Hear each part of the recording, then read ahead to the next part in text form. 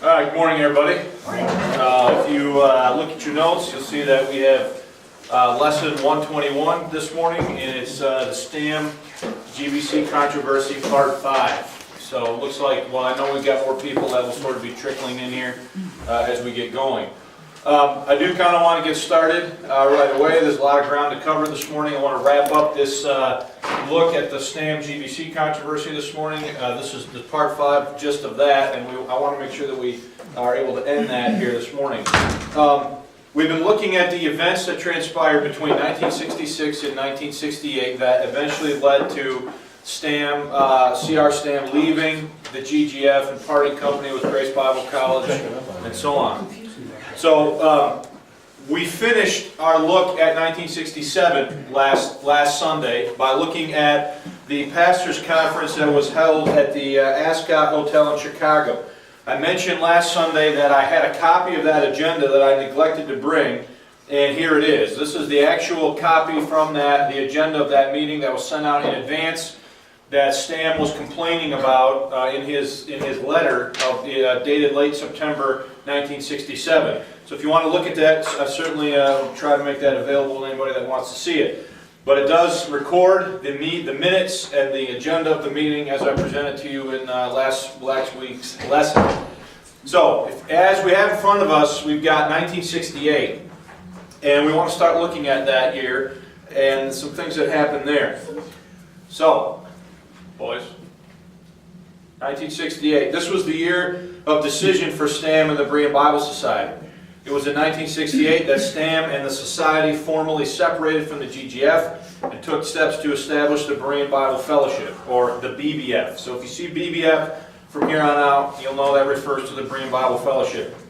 According to DeWitt's file in the Baltimore Library, the letter writing stream dried up towards the end of 1967. There were very few significant pieces of information in DeWitt's file regarding the events of 1968. So, I've never claimed, nor has DeWitt ever claimed, that that file was complete. In other words, containing every letter and every piece of correspondence that went back and forth. In fact, admittedly, it was not. But whatever the contents were within that sort of begin to dwindle as we end 1967 and begin 1968. April 4, 1968 was the dedication service for the Baltimore Memorial Library at Grace Bible College. In both Silence Now Would Be Sin and Why Berean Bible Fellowship, which is dated March 31st, 1970, I have Silence Now Would Be Sin. I still have that, I think, in here. Just one moment. It's escaping me at the moment, but I did bring with me a copy of Why Berean Bible Fellowship.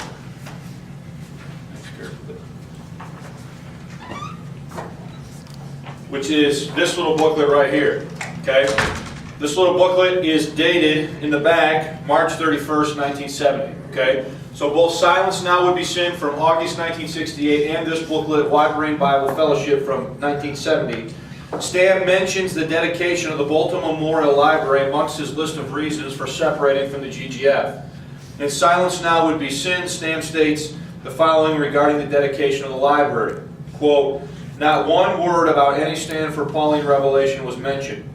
In addition, a responsive litany was read that stated in part, quote, we sit it." I got to check that. We set it, should say, I think, set it. We set the new library apart for the learning of the Holy Word and of all man's wisdom, which is a gift from thee.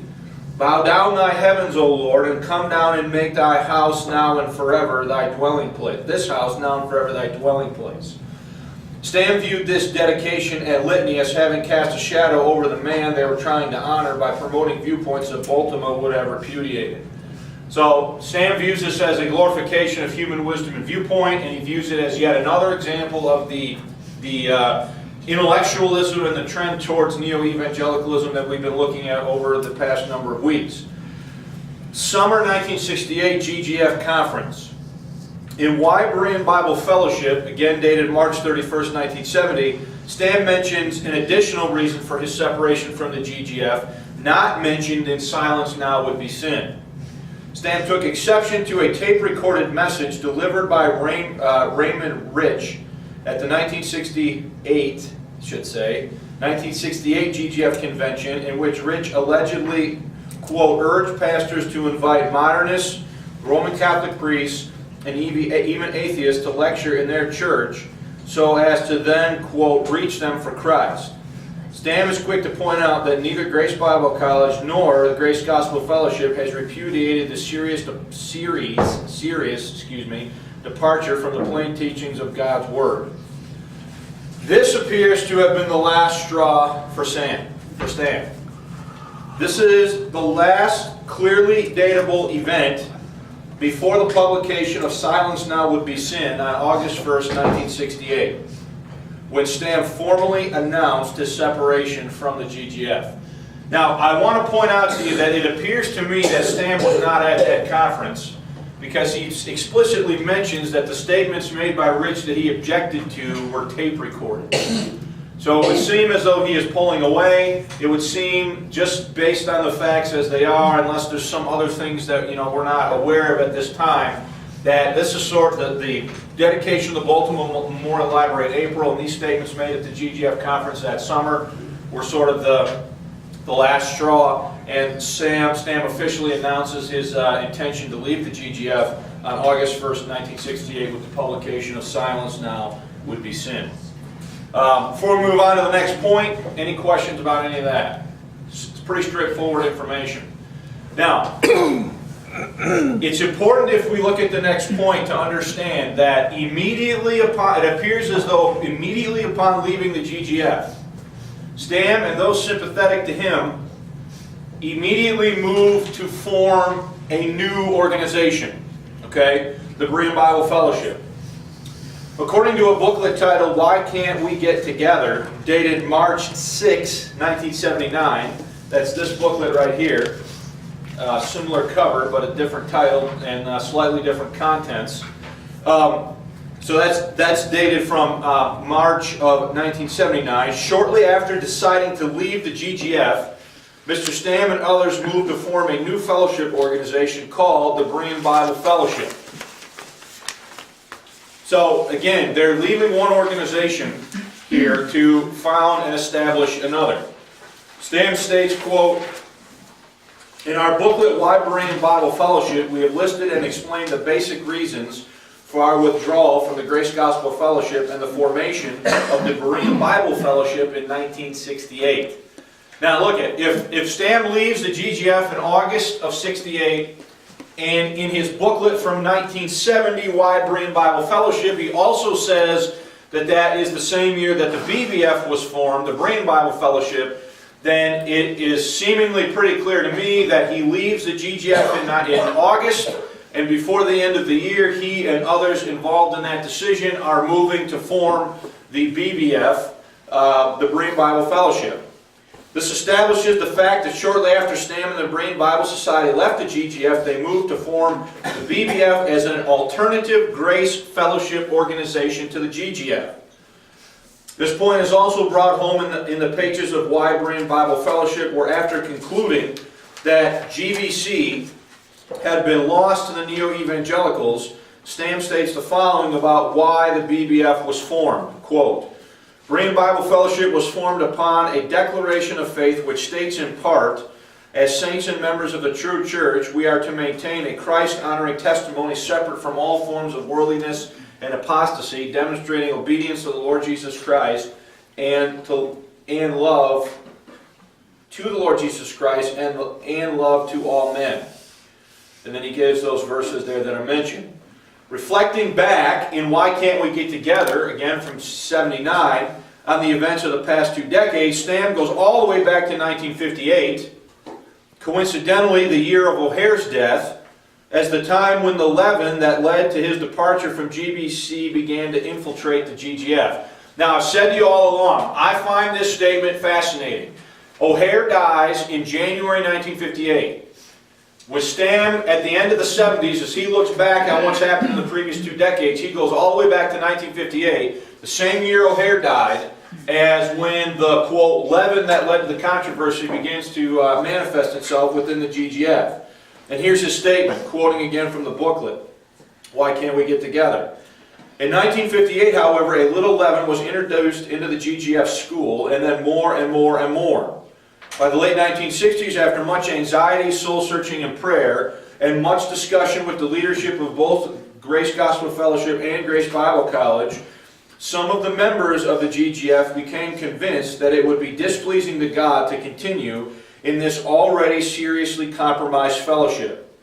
In 1968, after 10 years of futile effort to bring about a change, the Berean Bible Fellowship was formed to provide opportunities for scriptural fellowship among those who desire to remain true to the truths and principles upon which the GGF and GBC had originally been founded. So, in other words, the BBF is going to be formed now as a new organization, a new fellowship organization, to be true and consistent to the principles upon which the GGF had been founded back in the mid-1940s. Two sources clearly indicate that at the time of the formation of the BBF, at the time of its formation, BBF retained and adopted the same doctrinal statement as the GGF. First statement, Grace Believers, the Grace Movement, the Grace Message by Charles Baker, found in the January 1977 issue of Truth Magazine. He says, personality differences have caused some to withdraw from the Grace Gospel Fellowship, and they have formed their own fellowship organization, adopting word for word the original doctrinal statement of the Grace Gospel Fellowship as the basis for their new organization. Couple points there. Number one, the BBF adopts, when Stam and others leave the GGF and go in that same year to form the BBF, they adopt the exact same doctrinal statement of the organization they just left. Okay? Number two, well, let's back up. Now, if you're judging things by paper, you would think, based on paper, why do we have this second organization when they're asserting all the same things that the first organization was asserting, the one they left? Okay? The BBF's claim, though, is we're the ones that are remaining true and faithful to what was originally said and established as the principles of faith for this organization back when it was originally established. But on paper, there are virtually no differences between them as of the writing of this article by Baker in 1977. Okay? Now, the other thing you need to notice is, what does Baker attribute to the split? What does he say is the reason for this group leaving and starting a new group with the same doctrinal statement? Personality differences. Personality differences. Okay, I'll have more to say about that in a minute. A second article now, a word from the Berean Bible Fellowship Board of, Directors. In March 1978 issue of the Berean Searchlight.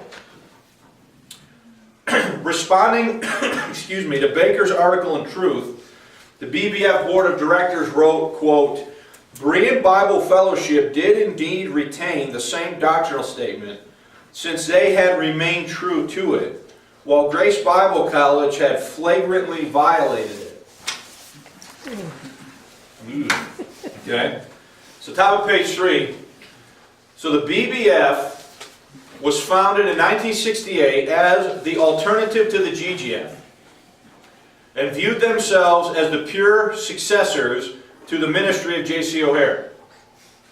In this case, we agree with the BBF board that Mr. Baker's statement that personality differences were responsible for the split between the GGF and the BBF is only partially true. It needs to be remembered that there were major philosophical differences in terms of philosophy of ministry that impelled their separation.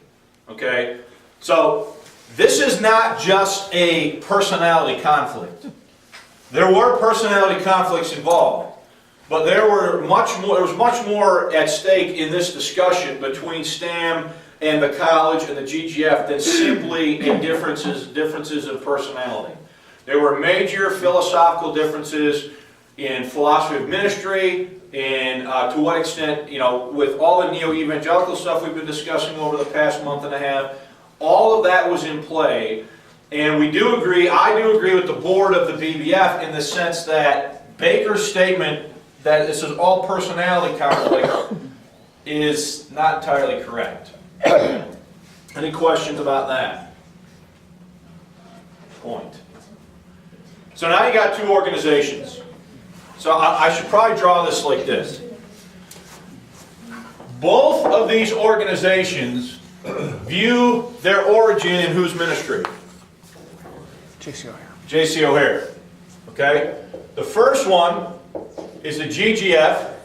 Well, actually, let's be more specific. The first one to come out of O'Hare's ministry is Worldwide Grace Testimony. Then you have the GGF. And then you have Milwaukee Bible Institute, ultimately Grace Bible College, GBC. Okay? Then out of this collection here, you have a new group formed, BBF. The BBF has the exact doctrinal statement as the GGF, okay? But they view themselves as the true successors of who? O'Hare. Even to this day, if you start discussing, both groups are very interested in O'Hare.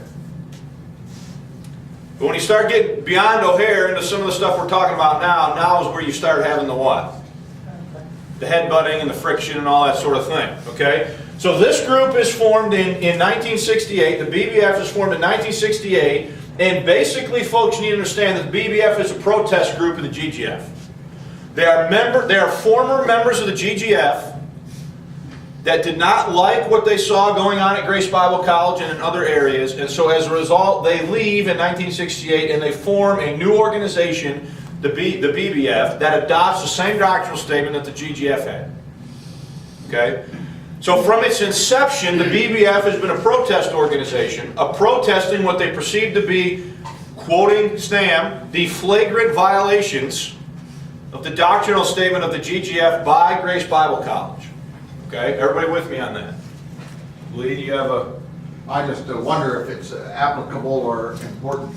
Between O'Hare leaving, starting Worldwide Grace Testimony, he also was the founder and president of the Four Cs, Conservative Congregational Christian Churches. He was a Congregationalist, and he started that. It only lasted, he only stayed with it 1 year, but that was, I think, he was pastor at North Shore. Yeah, we went over the official name changing of the church from North Shore Congregational Church to North Shore Church, and I'm going from memory here, but I believe it happened in 1929. Okay? Then O'Hare, even before Worldwide Grace Testimony, we also studied that he was very involved with the IFCA and getting that rolling. I'm just looking here at from the point of view of the Grace movement here. Okay? But it's interesting that the issue then, even as it was as this, was the emphasis on conservative theology. He felt that there was a departure even there among the Congregationalists. So O'Hare dies in 58. Okay? The college in Milwaukee changes its name from Milwaukee Bible Institute to Milwaukee Bible College sometime in the mid-50s, 1955-ish. And O'Hare is still on the board of the school when that happens. Okay? So, to what extent O'Hare, I'll just say this for the record. In one of my meetings, I asked DeWitt point blank. I said, do you think O'Hare would have been on board with this neo-evangelical stuff? And he told me emphatically, no. And I'm glad he said that, because if he would have tried to argue with me that he was, I would have disputed it with him right away. Because O'Hare would not have been for a lot of this stuff. I don't feel he would have been for a lot of the stuff that begins to infiltrate here in the 60s or become an issue in the controversy between Stam and Baker and Dean. Okay? But 68, a group leaves the GGF, forms the BBF, adopts the same doctrinal statement, and from there on, you're going to have this. They're a protest group from the beginning, protesting what they perceive to be the violations that are occurring with this group. Okay. Pastor Jordan said to me one time, he's like, I've heard him say before that if you're going to leave an organization or a group, You haven't left if you remain in the parking lot throwing stones. Okay? And I think there's a lot of truth to that, and let's look at the next point. All right? Post-separation controversies. So there are other controversies here between Stam and members of the GGF/GBC even after he leaves. Even after formally leaving the GGF in 1968 and moving to form the BBF, Pastor Stam continued to keep tabs on what was going on at GBC. The college often found itself as Stam's target in various articles in the Searchlight. During a dinner meeting with Dr. Dale DeWitt in July 2013, he shared with me that there were 4 stages to Stam's controversy with GBC. The following is a general summary of that conversation. The first phase was the mid to late 80s, which was associated with the Weddell, neo-evangelical, and intellectualism that we've been discussing that led to the split. In 1970, DeWitt writes an article that presents a translation of Psalm 8 that Stam objected to. In the early 70s, he had a controversy with Dean over psychology and sensitivity training. And then in the 1980s, there was a controversy, this may even spill over into the early 1990s, over the issue of the gospel and whether or not there was one gospel or more than one gospel.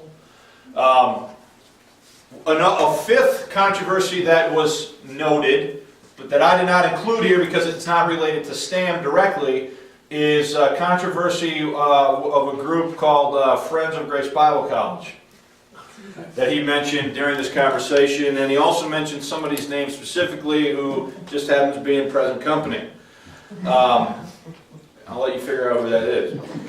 So we've covered in detail this first controversy that led to the split.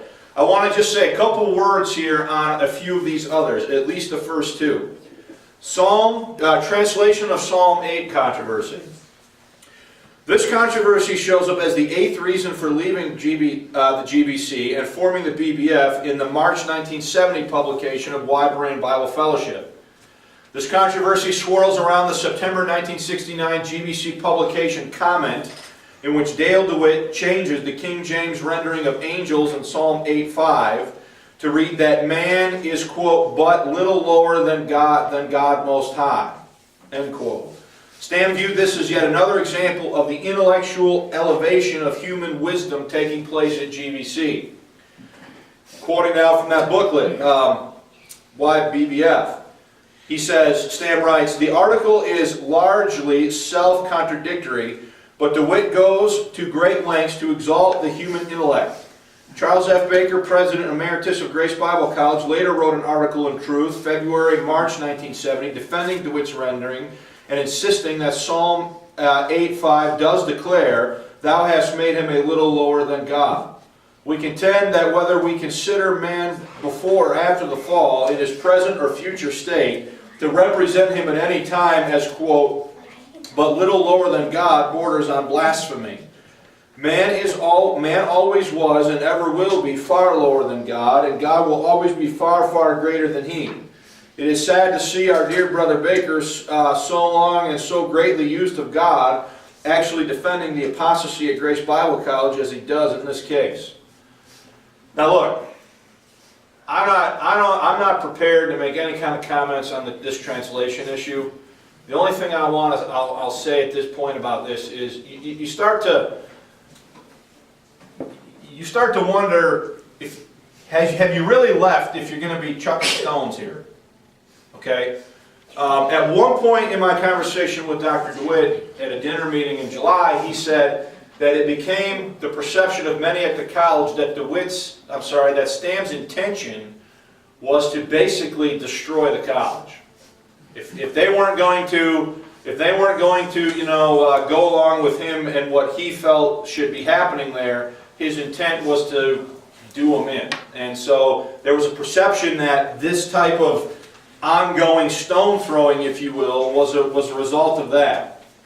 Stam addressed this controversy in a series of articles in the Searchlight between June and September 1970, possibly longer. The matter is again mentioned in the 1979 publication, Why Can't We Get Together?, as one of Stam's reasons for leaving the GGF. In this publication, Stam states the following regarding the state of affairs within Grace Bible College in 1970. Quote, by 1970, at least 4 GBC instructors, including its president and 1 member of its board of directors, he's referring to Veltman in this case, were already involved in the declension. Not to mention the involvement of the GGF and GBC official boards and all of in both organizations who had condoned all this. Perhaps they have not considered that they will have to answer for this at the judgment seat of Christ. End quote. Now, I do have in my possession the copies starting in May 1970 and running through, I believe, August, of Stam's writings against DeWitt and his translation of Psalm 8. Okay? I just deem this as being unnecessary to delve into all the details of that. You just need to be aware that it happened. Yeah. Now, Stam wrote, Why Can't We Get Together? Yes. What does he say in that book exactly about, I mean, you're never going to get together as long as you're throwing darts. And so what is his main gist of that book then? Think about the timing of this. Where is it, this one? This is in March 1979, okay? At the end of 1977, beginning of 1978, Baker writes in Truth Magazine this statement about that the BBF has adopted the same doctrinal statement as the GGF and that it's explainable by personality conflicts. He's addressing, within 10 years, there was a movement amongst some of the younger people looking at this and saying, we don't understand this. Why can't we all say on paper we believe the same things. Why can't we, work together more? Or So he was addressing that question from the younger people? That's what I perceive to be going on. Yes. Okay. There was some sort of a, well, why are we separated? Yeah. Okay. And what he's doing is basically writing about 10 years after the fact to remind people about why he separated. He had no intention of ever going back. Right. Okay, because he from the moment he left, he viewed those guys as having apostatized from what they were supposed to be when they were founded. And again, he viewed himself, the Berean Bible Society, and the BBF as the true successors of O'Hare's ministry. And I would argue that much of what is known about O'Hare has come to people to this day through the filter of Stam. Okay? Now, I don't know how much of O'Hare's personal history Stam knew, but I find it real fascinating that there's never any mention of this time period that we have documented in this class where O'Hare for a time entertained the Acts 28 view. Okay? Nobody, that information was completely unknown to the modern day grace believer who is getting all their information about O'Hare filtered through Stam. Now, either Stam didn't know it, which is possible, okay, or he chose not to mention it because he felt it would have possibly done some sort of damage to the witness for the Mid-Acts view that was going on. So, but he always, to answer your question, Beverly, he always viewed himself as the true successor of O'Hare. Right. I just wondered the purpose of the book, but you answered that. Now, it's interesting. I don't know, if you haven't done this, you should go to my website, the Grace History Project website, because there's an audio link on there to O'Hare's funeral. Okay? You can listen to O'Hare's funeral. We've made that available. Gerald Halston has helped. He made that available, and Kurt's put it on the internet, and I've linked to it. But that funeral was presided by Stam Baker. And I listened to that funeral, and I think to myself, what happened? You know, they seem to be working together. They seem to be, in one step with each other, and at least how they come across. And I know that's just one sample, but you do ask yourself, geez, this went bad fast. Okay. I do think that, Pastor, his personal opinion, that one of the reasons or consequences of all of that split and controversy is that there are many people who doctrinally were in agreement, not only with the doctrine, but also in the philosophy of ministry with STAM, but are to this day strictly independent. They're not signatory. They seem to refuse to become signatory to any other fellowship. I notice that as we travel, we find pockets of people who are definitely grace people who will not identify themselves in any other way than. So I do think that there was a consequence. People just don't want to be involved with any of that controversy. I think that's true. Let me see here. Who was it? I used to hear Pastor Jordan tell stories about Culp in Pennsylvania. How Culp stayed out of this stuff because he didn't want it affecting his assembly. So, there were people as a result of this that said, you know what, we're just going to go off and do our thing and not worry about, your political organizations here that are going to be, doing what they do. The next one I want to touch on is this psychology sensitivity training. Why Can't We Get Together 1979 contains a section titled Since 1970, in which Stam lays out events that had transpired since that year which drove further wedges between the GGF and the BBF. One of these was the subject of something called sensitivity training. Stam reports that by March 1972, we had abundant evidence that such courses were indeed part of GBC's curriculum, that mixed groups of students were meeting in, quote, interpersonal relationship classes, pledged to keep their secrets between themselves alone. Not even their parents were to know what they were discussing. We also had much evidence that these sessions were largely made up of confessions and discussions about that subject. Protests about this were met with denials, and that any such thing existed, even though we have presented voluminous evidence from 26 pages of their own classroom papers. In 1973, the BBF published a booklet titled Sensitivity Training and the Bible. That's this one right here. Okay? Sensitivity Training in the Bible, warning fathers and mothers in the Grace Movement about what was going on at GBC. Written by Stam, this booklet outlines what sensitivity training is, its use at GBC, and the scriptural answer to it. In the section titled, What is Sensitivity Training?, Stam states the following. Sensitivity training is a modern psychological approach to personal and interpersonal problems. It is used by police departments, business firms, schools, and even church organizations, supposedly to help the participants to get rid of their frustrations, hostilities, hang-ups, and to develop self-confidence and leadership abilities. He also mentions that the Nazis and the communists used this to install fear. So you read between the lines about what he thinks about it. There are numerous forms or degrees of sensitivity training, ranging from discussion to, quote, touch and feel added, and even sessions at which the participants meet, sometimes for days at a time, in the nude.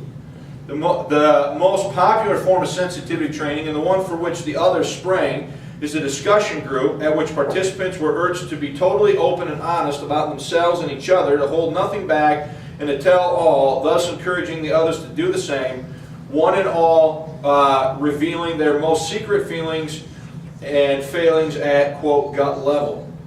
These groups are small, generally 10 to 15 in number, meeting together under the direction of a leader to discuss their problems. The leaders impress upon those present the prime importance of, quote, complete honesty. The sessions are closed to outsiders, and all the members of the group are pledged to keep their secrets between themselves alone. The individual members are expected to keep their parents in ignorance about what is going on. Sensitivity training is practiced under various names, such as group encounter, group therapy, group dynamics, interpersonal relationships, truth sessions, self-examination sessions, self-awareness sessions, group confrontation, group interaction, leadership seminars, etc. Grace Bible College has used at least three of these titles, and like many other institutions of learning, has hidden them under other titles in their published curriculum. Okay. In a section titled The Dangers of Sensitivity Training, Stam outlines the dangers of this psychological technique. After using a fictitious scenario to highlight the dangers of sensitivity training, Stam makes the following accusations against Grace Bible College. Quote, "We proved by documented evidence in our April issue that Dr. Jack Dean of Grace Bible College gave out a quiz on the taste of new wine, in which the students were instructed as follows: give some illustrations of how Christian parents are dishonest. Could this say any more clearly than it does? Tell how your parents are dishonest." Another question follows regarding the student's relationship with his parents. "Do you really know your father and mother?" There it is, Dad and Mom. They are asking your children questions about you, asking them to tattle on you, jeopardizing their relationship with you. Think it over seriously. You who have been blindly loyal to a school that may do untold damage to your children and to you, not to mention the cause of Christ.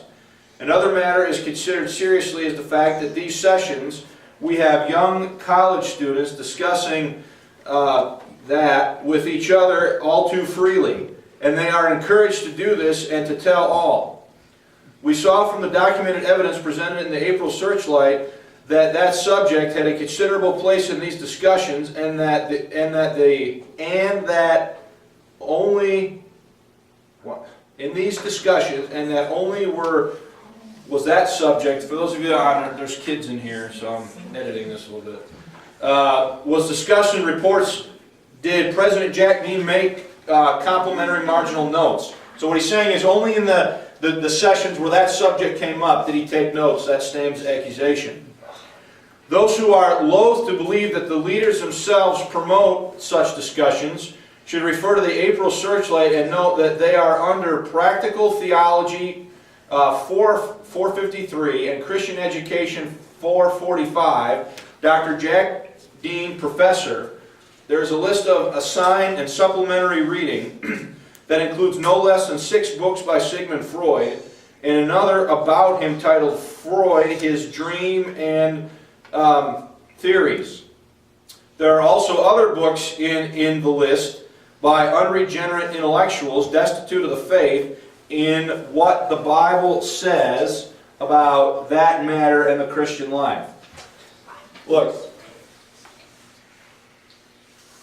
he's really going after it here. When I read this, it seems to me that, first of all, unfortunately, I don't have any documentation on the college's side on this particular issue. Okay? So everything we're getting here is from Stam. Stam claims that the school denied it, that it ever happened. He claims that over and over again. Stam is objecting to these sensitivity training meetings. He's objecting to the recommended reading as part of these courses, being Sigmund Freud and other unregenerate intellectuals. And he is definitely sounding the alarm that this is going on at Grace Bible College. Now, Jack Dean and Charles Baker are taken to task by Stam in the next section, What Saith the Scripture, for promoting unscriptural thinking and contradicting their own prior statements. Quote, "Again and again, the leaders of GBC have made it clear that they hold to the pagan dictum, know thyself. In a classroom paper titled Practical Theology 454, Jack Dean, Professor, we find the opening statement, Group Interaction. This is the major part of the course, coming to know and understand yourself. Similarly, an official GBC statement dated May 13, 1972, and distributed at the 1962 GGF conference says in part, quote, the purpose of group interactions is to help a person come to understand himself so that his own hang-ups will not get in the way of his working with other people. And how many times have we not read the testimonies of GBC students, graduating comments to the effect that they have come to know and to understand themselves better through their studies at GBC. Along with coming to know oneself and others, sensitivity training is also allegedly concerned with acceptance of self and others. Dr. Dean's writings have much to say about accepting ourselves and others as we are. A report on, quote, group counseling, February 23, 1971, therapist Jack Dean states that, quote, basically the group was concerned about acceptance. Unwittingly, GBC's official statement on the subject shows how one's personal scriptural convictions about right and wrong are apt to be subjected to the standards of the group. It reads as follows, quote, "Now, this individual knows that if he would violate the standards of the group, he has a responsibility in his relationship to the group, and therefore he would hesitate even more," end quote. Did it originate with godly men or teachers of the Word? No, it originated with unregenerate psychology professors in Bible-denying colleges and universities. That dean has been well brainwashed in 2 of these universities and has come out a strong advocate of modern psychology, albeit with a, quote, Christian emphasis. Dr. Dean, it should remember, did not obtain his doctorate in the field of theology, but of psychology. Thus, his doctorate hardly applies to his position as a president of a Bible college. Now, I'm just curious, how are you guys responding to these statements? Yeah. I can say in the mid-60s, I had a high school class in my early years of high school that the curriculum was based on exactly what he's speaking about here. So he really wasn't kidding that this was being taught in schools, and you find it even more so today. And it's based on humanism more than it is religion. I can see where maybe Stan was a little bit upset. That's my comment. Okay. Tom? I would agree kind of with what he said there. It would be a shocking thing, I think, today and obviously back that many years. On the other side of that, it sure seems like to put something in print like this that's so direct, and that can't ever be recalled. You know, there it is, here we are years later discussing it. You're talking about their published statements on the part of the school at this GGF convention in '72? Well, that, and also, I would even critique Stan there just a little bit and some of just the directness of what he's saying. It certainly has the, if I'm hearing you right, Tom, I think it certainly has the perception of attacking. It does. He's sort of out for, you know, the blood's in the water and the sharks are circling, and, you know, it's almost like he feels like, you know, this is the thing he's going to get him on. Right. Well, and even that last sentence there is that's pretty inflammatory. About his doctorate not even I being... mean, it's true, but there's lots of different ways to word that or not even mention it. Mm-hmm. Any other thoughts before we finish this section? Yeah. When I worked at Youth for Christ, they definitely used some of the sensitivity training. We spent a weekend at camp, up at the Grace Camp. Just, we had 2 groups in youth, that was youth guidance and, oh gosh, my brains just went blank, but one group worked, Campus Life worked with the high school, we worked with At Risk. And there was always a kind of a division between us. So they bring us together trying to promote a trust and sensitivity toward each other on that one particular weekend, but always it was an issue. And there were other things that they did that I could see a lot of this coming in play. Mm-hmm. Any comments on that? Okay. Stan quotes from an article written by Pastor Baker that originally appeared in April 1951 issue of Truth to prove the duplicity of the leadership at GBC. Regarding psychoanalysis and popular psychology in '51, Baker said the following, quote, "I feel that Christian people and parents in particular need to be aware of these theories, which are behind so much of the education, socialism, communism, and many-sided propaganda which confronts us today. Christian people need to exert every influence possible to see that their children do not get infected with the 3 diabolical doctrines, and of course, first of all, to see to it that they themselves are not taken in by this thing that has the appeal of the modern and the popular. There is need that Christian homes become strong fortresses for the truth, places where the Word of God is honored and is taught." These accusations on the part of STEM against GBC regarding sensitivity training were denied in the following statement made by the college on May 13, 1972. "We do not, nor have we ever endorsed sensitivity training." Baker addressed the issue in the August-September issue of Truth with the following statement, quote, Is it not a shame that the word sensitivity, which has such rich spiritual meaning, has become associated with a practice where mixed groups of people, sometimes even in the nude, interact with one another in an effort to overcome hostilities and practice a practice which has been labeled sensitivity training? End quote. In Stam's mind, this is not a denial on Baker's part that sensitivity training was ever practiced at Grace Bible College, but that the most extreme forms, including nude participants, were never practiced. For Stam, this was not analogous with saying that, quote, no form of sensitivity training had ever been used at Grace Bible College. I think, just judging by the statements that we have, that's probably correct. According to Stam, the college never answered the specific charges brought against GBC in the April 1973 issue of the Searchlight. Instead, they were responding with the following three vague denials.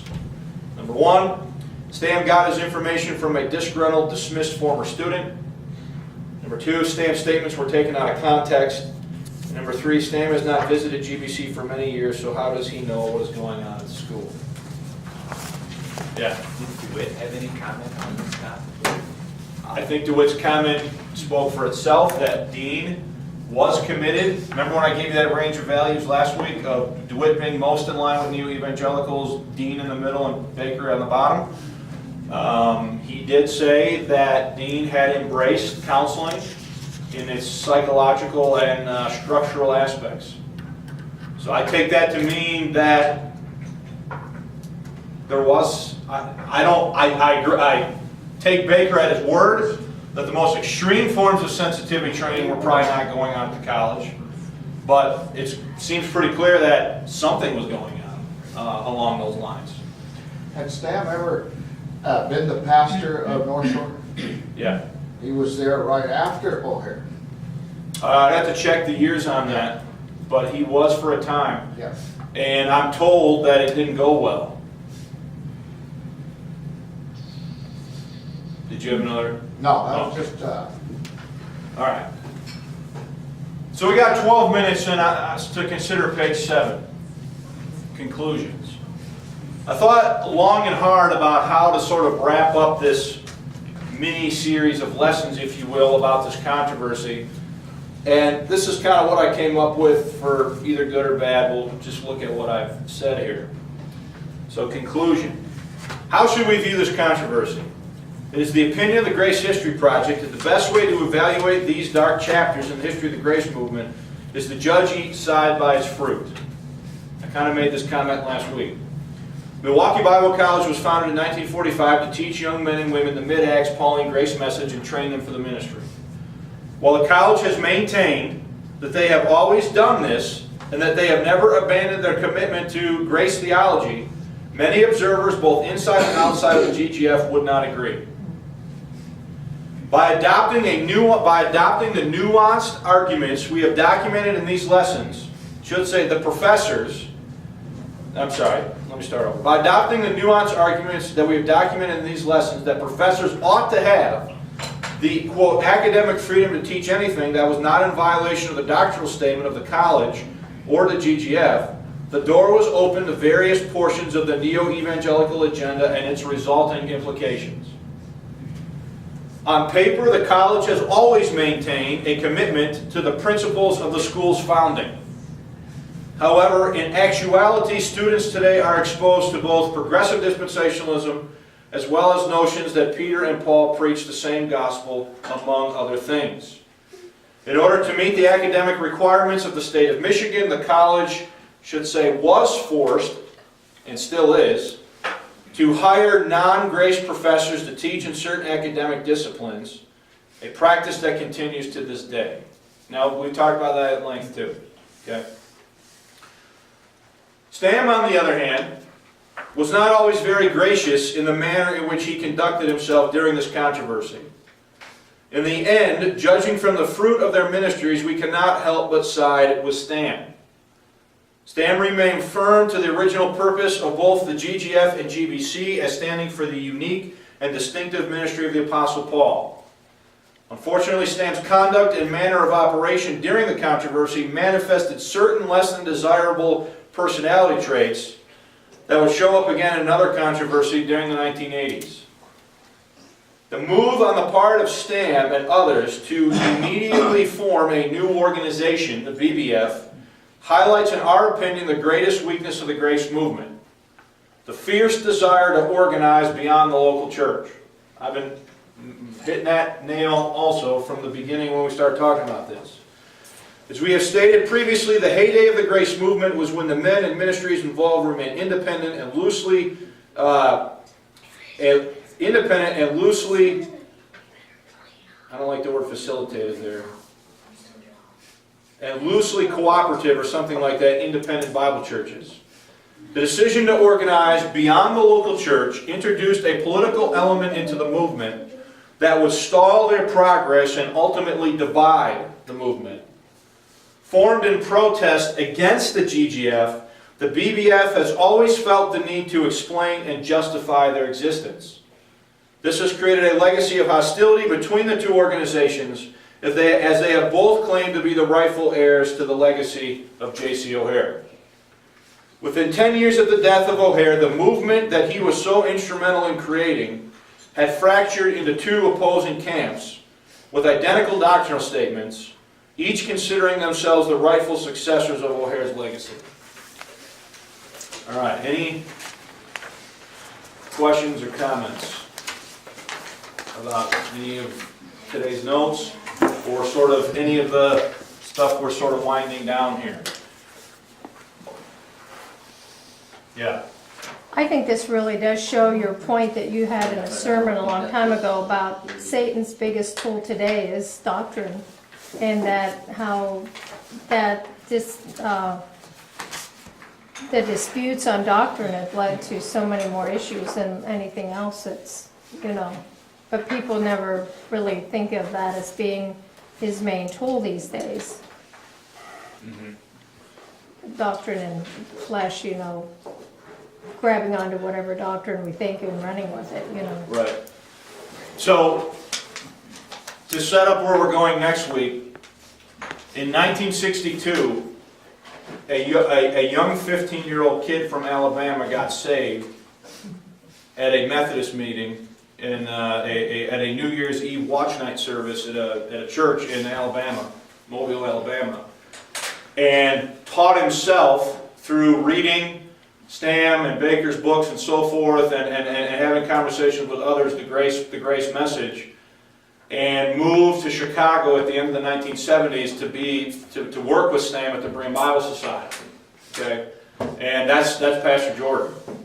And so while the big organizations in the Grace Movement were battling it out in the late 60s and 70s, he was pastoring a church in Alabama, sort of, aware of different things going on, but virtually sort of unaffected by it. In the late 70s, he meets Stam and has conversations with Stam, and through a process of events, Stam invites him to come to Chicago and assist him with running and administering the Berean Bible Society so that Stam would be freed up to write commentaries. So he moves his family to Chicago at the end of the 70s, and we're going to shift gears now a little bit starting next week, and we're going to go back and start looking at what was going on with Brother Jordan and how he eventually comes in and becomes a part of Stam's ministry, and then how those men also parted ways in the 80s, and what the issues were that led to that sort of parting of the ways. Okay, and again, it's going to be largely doctrine. There's going to be some personality involved in it, like there always is, but much of it is going to be disputes over doctrine. So next week we're going to pick up. We're going to get that early history with Pastor Jordan, and we're going to run that down then into the 70s, where he comes to Chicago and becomes involved in sort of the organized grace movement, and then what happens from there. Yeah. I'm interested in your comment here on this next to the last point on facilitating independent Bible churches remaining independent and loosely associated. how then would we have, or how then can we have a cooperative institution such as a Bible Institute without something other than just loose? There has to be some organizational structure even to have a Bible Institute, it would seem to me. I understand what you're saying, and I think that the answer I would give is that if there were young men in this assembly that showed an interest in wanting to be in the ministry, I think that the thing to do is to train them for that within that local church. Yeah, okay, and then the other fellows out here hear about it, how do they get to be a part? See, that's, how do we enlarge that without some organizational structure? I see where you're going, and eventually there will be. What I object to is the formalizing of the organization. I think the idea of the local church being, that's where it ought to happen. I agree there, So if any of these young men in this assembly, or old men, or whoever wanted to, be trained, if they wanted to be trained, it seems to me that it'd be the job of the elders of this assembly to, number one, identify who these men are, and number two, if they're serious, to figure out how to get that accomplished. Because here's what happens: you have a young man. He grows up in your assembly. He graduates high school, and then you send him to an institution. yeah. So you send him off over here. When he's done, he's not going to come back to you. He's going to go to wherever that institution sends him. Okay?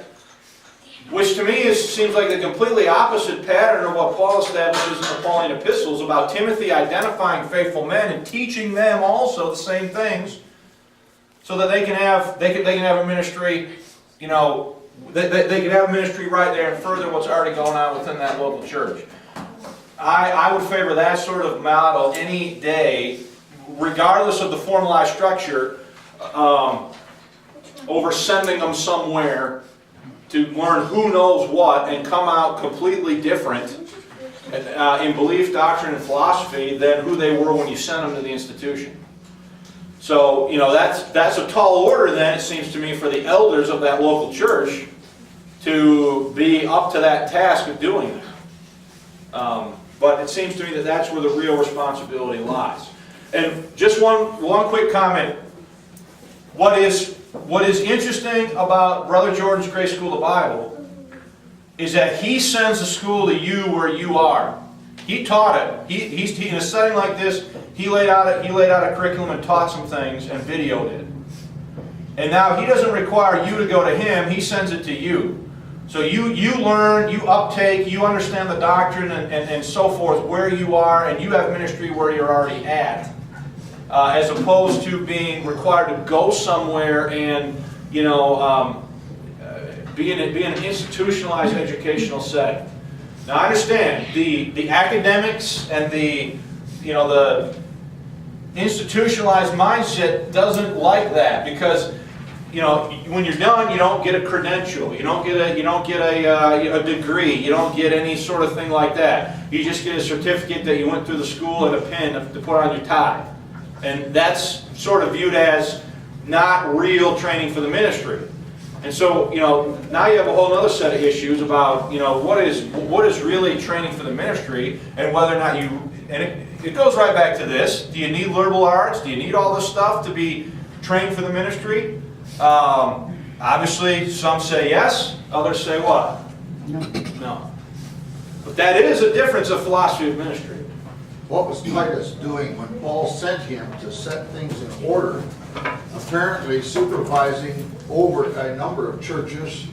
What was that organization? I think in doing that, he tells them to ordain elders in every city. So the order that Titus is to bring to the island of Crete is to identify in the churches in every city men who are capable of running the churches in those assemblies. But he still was in authority or the leader. Well, I agree, but not indefinitely. The way I view what's going on there is he comes in, he identifies the men and he trains them, with the full intention and purpose that he's gonna leave. And when he leaves, what the work of the ministry in those cities and those churches is gonna be entrusted to those elders that they ordained and trained to function in those capacities in his absence. That's the way I understand that. I don't think he was establishing a hierarchical, Bishop of Crete or anything like that, which the Catholics did, not too far into church history. Okay, good questions, good comments. I appreciate your interaction. We are past time slightly, and so we will resume class next week.